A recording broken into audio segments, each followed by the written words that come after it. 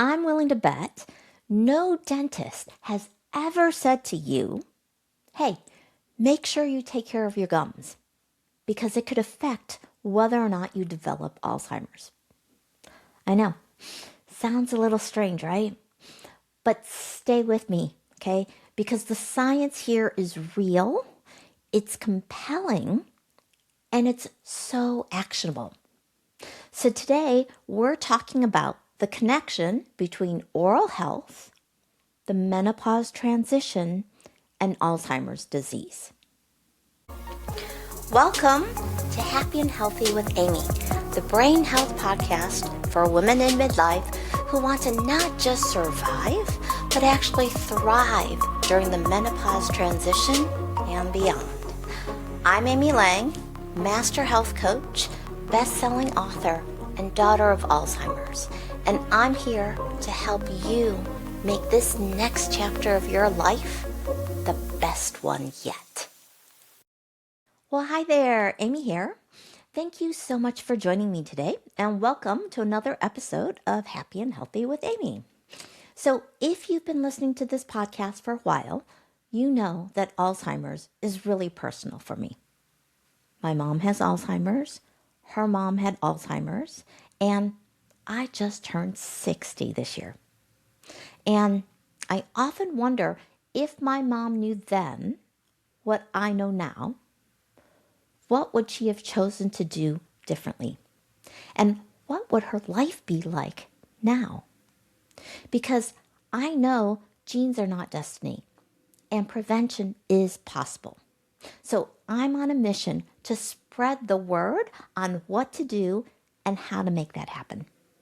And it's one of the main reasons I do this show, so that you don't have to spend hours and hours doing the research that I do. Right? I want to distill it for you. The stuff that actually matters, the stuff that's evidence-based, the stuff you can act on. And today's episode checks all those boxes, right? So let's get into it. I want to start by asking you a very simple question. When was the last time you thought about your oral health in the context of menopause and your brain health? Probably never, right? I know I hadn't, not until I started looking into the latest research on treatments for Alzheimer's disease, right? And modifiable risk factors. And here I'm talking about the late onset form of Alzheimer's, where symptoms appear later in life. Okay? And here's what I've learned. Your mouth is one of the most easily overlooked and ignored places in your body where inflammation can take hold. And it turns out that what happens in your mouth doesn't stay in your mouth, right? It travels to your heart, to your gut, and your brain. In fact, this connection is so significant that I made oral hygiene its own pillar in my brain health protocol, right? What I call the restored protocol, where the O stands for oral hygiene. And today I'm going to explain exactly why. We're going to cover three things. First, what menopause actually does to your oral health, because this part was genuinely news to me, and I think it will be to you too. Second, the specific bacteria that lives in gum disease or causes gum disease that can travel to your brain, and that researchers have found in up to 95% of Alzheimer's patients' brains. And third, what you can do about it. We're talking practical, concrete steps, okay? Things you can start doing tonight. So first, let's talk about what happens to your oral health during the menopause transition. So we've talked a lot about what estrogen does when it declines during menopause, right? And it's not just hot flashes and night sweats. It's also brain fog, sleep disruption, frozen shoulder, mood shifts, right? The list goes on and on. But here's what doesn't really get talked about. Estrogen also directly affects your mouth. There's a comprehensive review in the medical literature that looked specifically at oral health and menopause. And here's what it found. Your saliva, okay, the moisture in your mouth, is actually estrogen dependent, meaning its composition and its volume change as estrogen levels decline. And that matters because saliva is not just about comfort. Saliva is your mouth's built-in defense system. So it neutralizes acids, it washes away bacteria, and it contains antimicrobial compounds. So when your saliva changes, right, your mouth becomes more vulnerable to the kind of bacteria you don't want. And the research identified 3 main oral changes in women going through the menopause transition. First, gum health. Gum health is the most severely affected. So up to 60% of menopausal women experience some degree of deterioration. So 60%, that's more than half. Second, dry mouth. This affects roughly 25% of menopausal women. And then third, burning mouth syndrome. This one was new to me.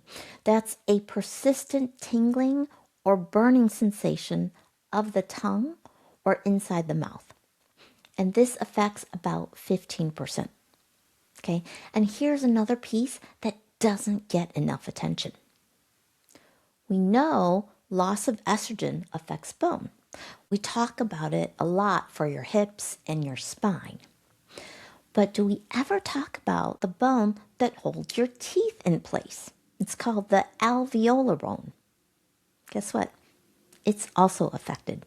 And when that bone weakens, tooth loss can follow.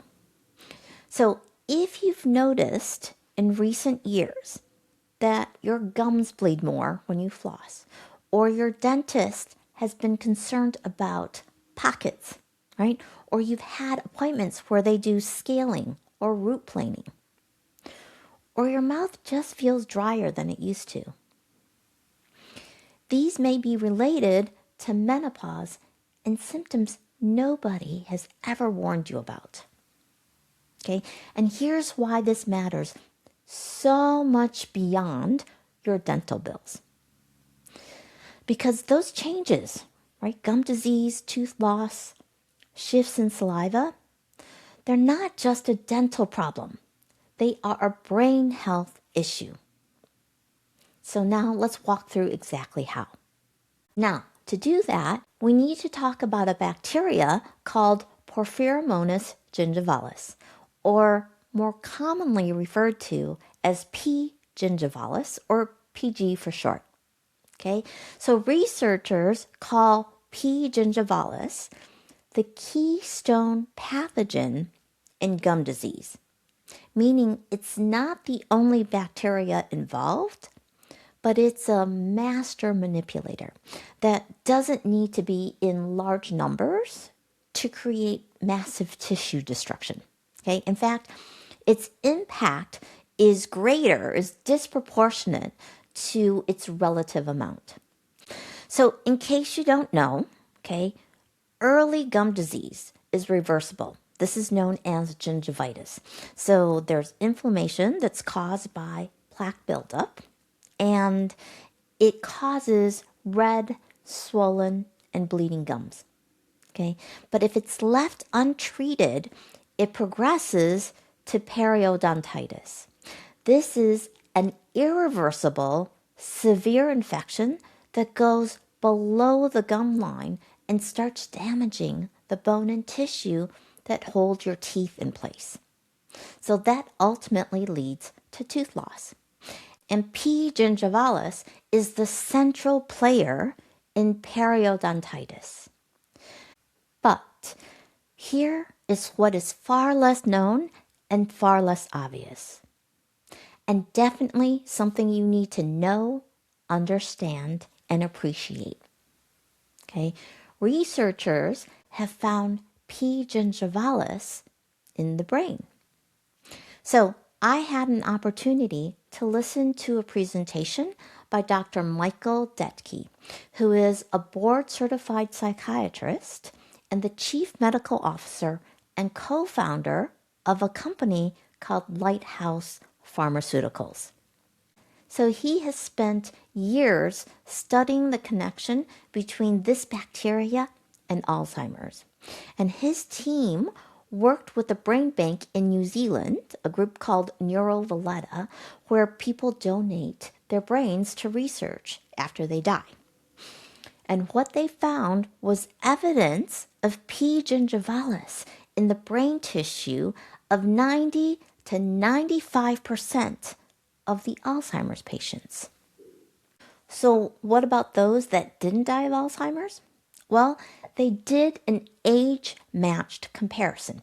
So they looked at the brain tissue of people who died at the same age, but from other causes, right? A heart attack, a stroke, a car accident, right? Something unrelated to Alzheimer's.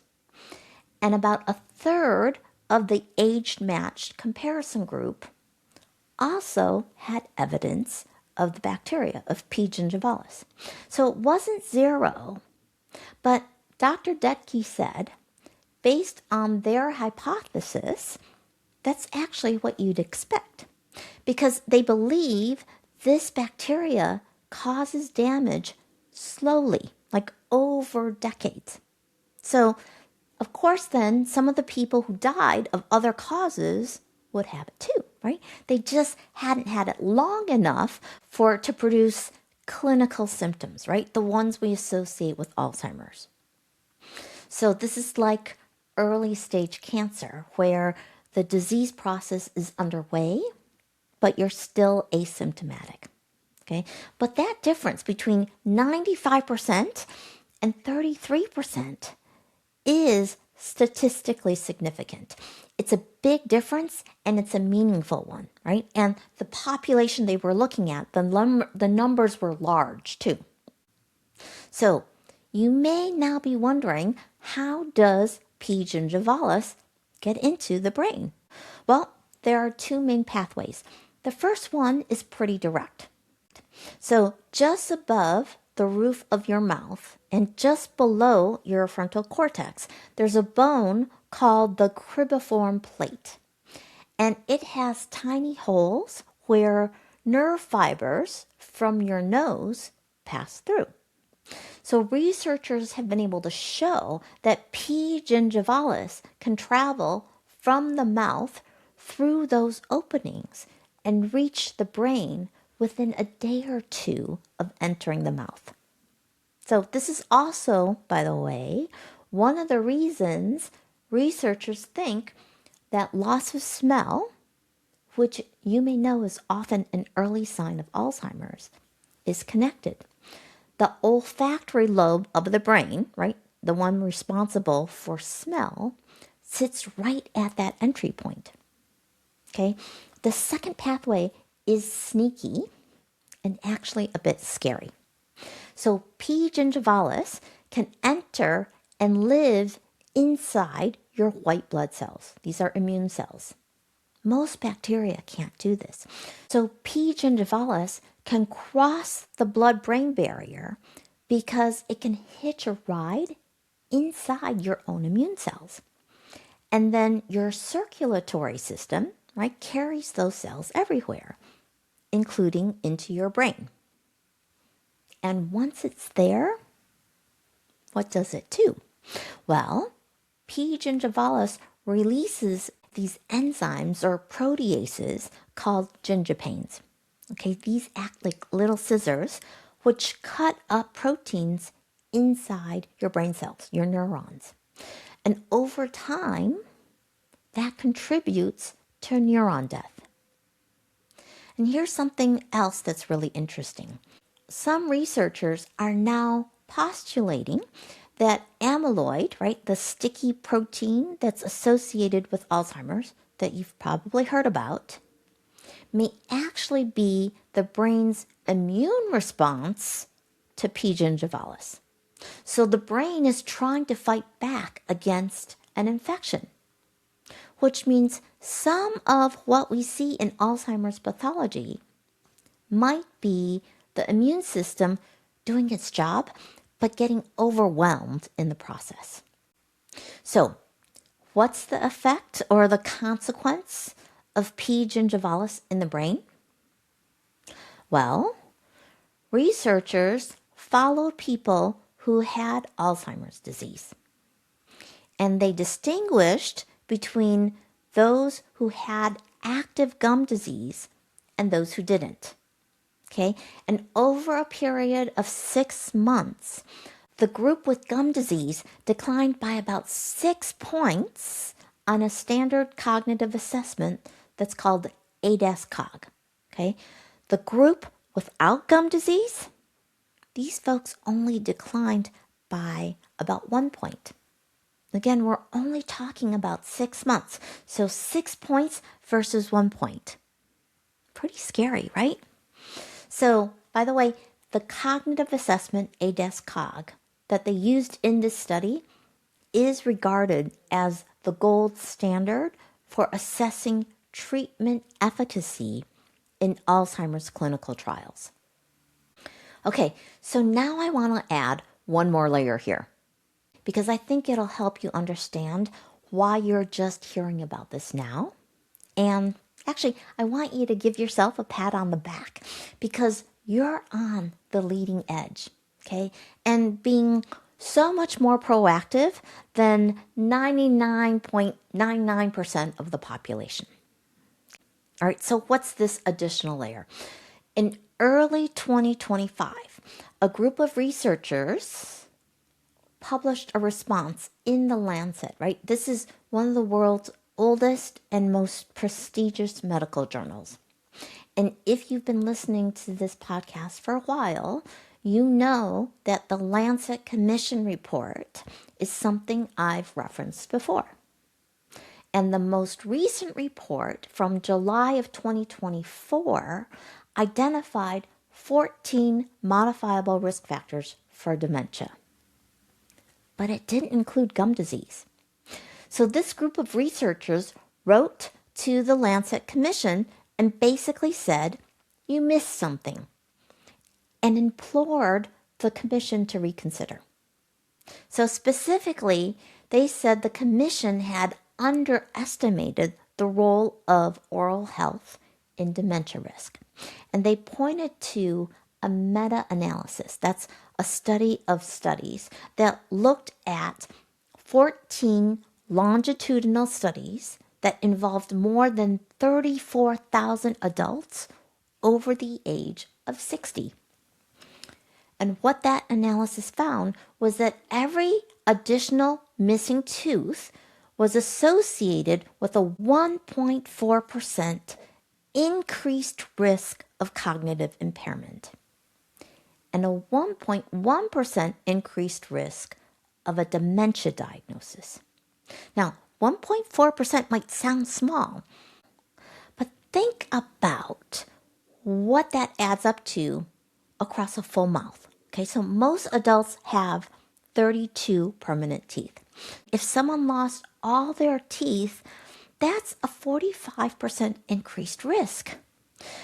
So think about years of gum disease that goes unaddressed, right? And then also consider that oral health problems affect nearly 3.5 billion people worldwide. So this makes it one of the most common health conditions on the planet. And yet it barely shows up in most neurologists' conversations about dementia prevention.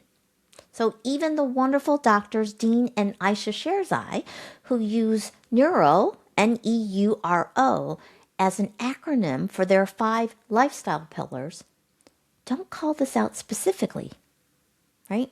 Now, to be fair, I have heard Dr. Dean talk about the importance of brushing and flossing. But again, it's not part of the neural acronym. So the researchers called on the commission to recognize oral health as a modifiable dementia risk factor. something we can actually do something about, right? And that phrase, modifiable risk factor, is really important because remember what we know about Alzheimer's. It starts 10 to 20 years or more before symptoms appear, right? The research has clearly shown that in the vast majority of people, lifestyle actually matters more than genetics. And this is one of those places where what you do today has real consequences decades down the road. So this is not just about having a nice smile or being able to enjoy a delicious meal, right? This is about protecting your brain while the window of prevention is available, or delaying the onset of symptoms, or maybe even pausing the progression once symptoms appear. Because remember, I always say early is everything, right? So we want to do this before the train has left the station. So when I developed the restored protocol, I included oral health as its own pillar. The O stands for oral hygiene.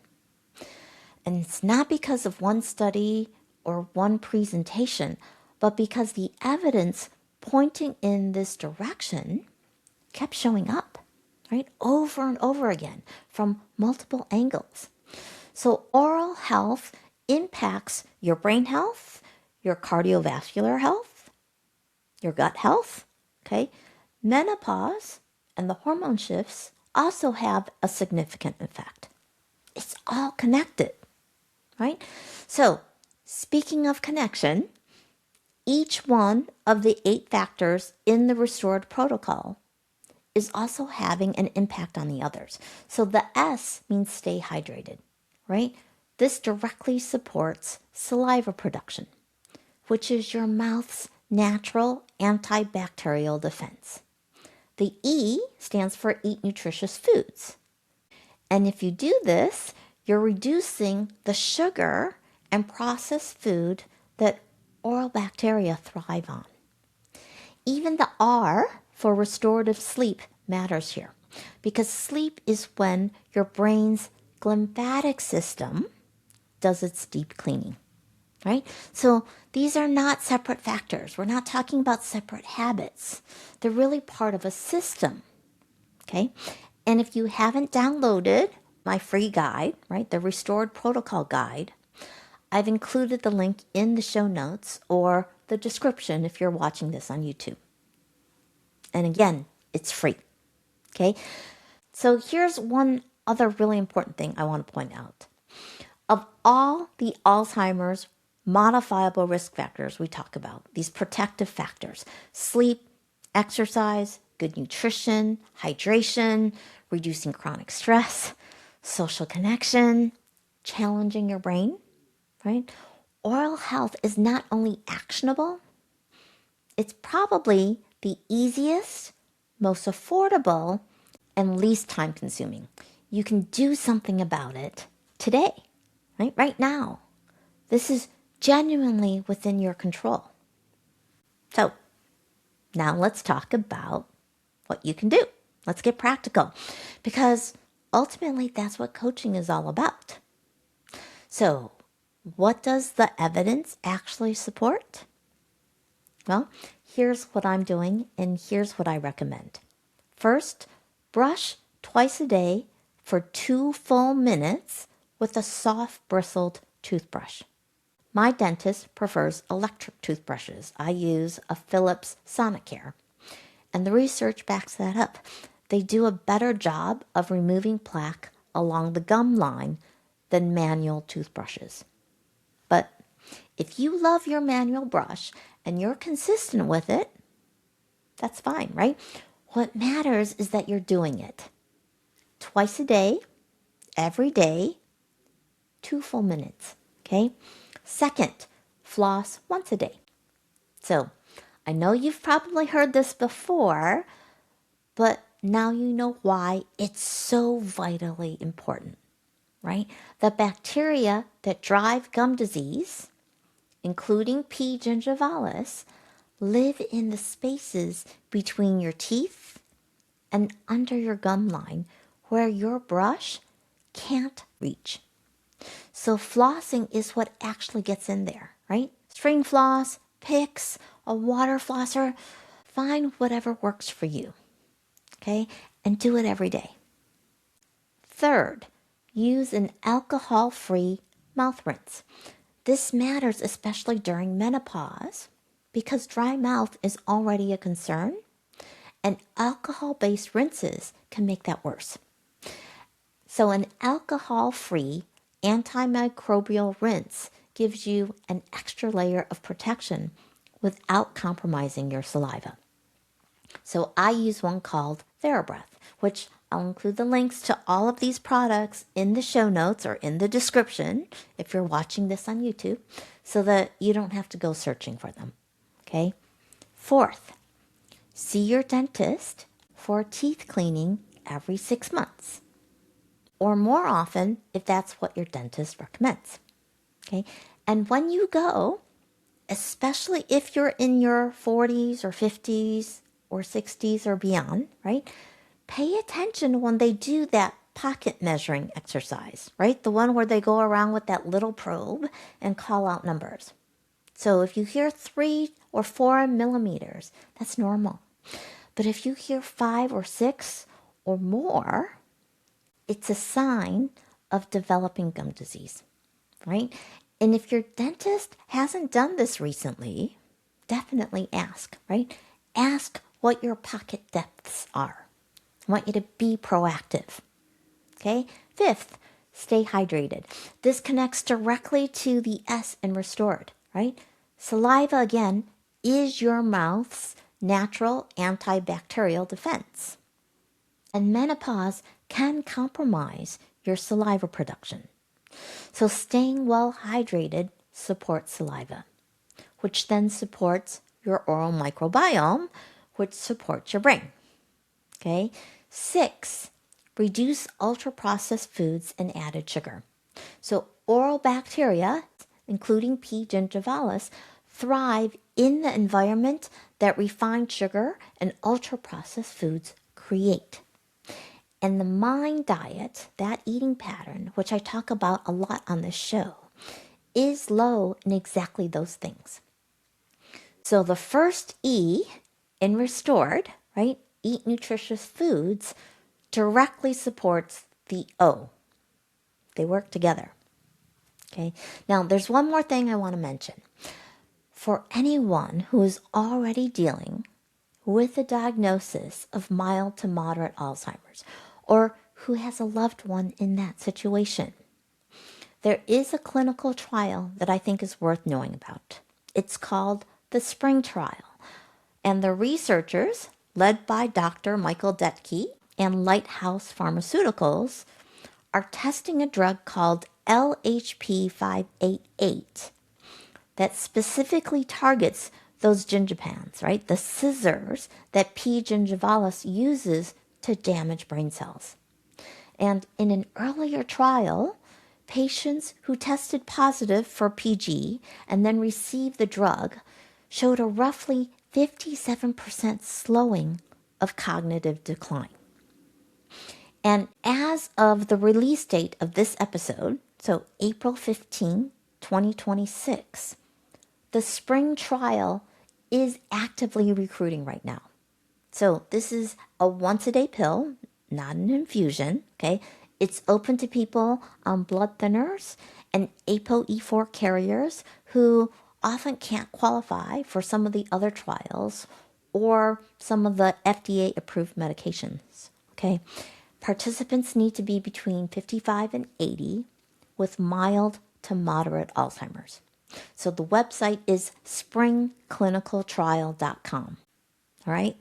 So if that applies to you or someone you care about, please look into it. So for the rest of you who are in prevention mode, which I think is most of you listening to this show, right? The most evidence-based thing you can do is also the most accessible, right? Brush, floss, rinse, see your dentist, take care of your oral health. So I want to close with a little reframe. You know how before every single flight, no matter how short, no matter how experienced the pilot is, they go through a pre-flight checklist, right? It's not optional. It's not a suggestion. It's essential for safety. And it's the thing that prevents crashes. That's what the restored protocol is. It's the pre-flight checklist for your brain. Not a to-do list you complete once, okay? Not a set of boxes you tick and move on from.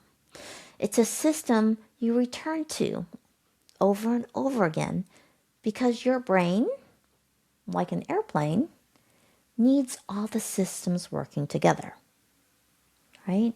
Sleep, nutrition, hydration, movement, oral health, all of these things. If you miss one of them consistently, you'll feel it. The whole system feels it. So the restored protocol is a finite list of lifestyle factors, a finite set of habits to build. And habits are all about making things happen automatically. So pilots don't dread the pre-flight checklist, right? It's not a burden.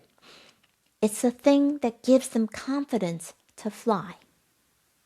And when you have a system, when you know your checklist and you've got the habits in place, you stop focusing on quick fixes and you start trusting the process. So I say this because I know this can feel like a lot, like one more thing to worry about, okay? But I invite you to reframe that, okay? This is one more simple and relatively easy thing you can actually do something about, right? And that's good news. So tonight, if you're not flossing yet, you can start with a tiny habit, like literally just one tooth, okay? And while you're doing it, I want you to think about the fact that you're not just caring for your teeth. You're caring for your brain, for your future self, right? That one better choice that you're making today.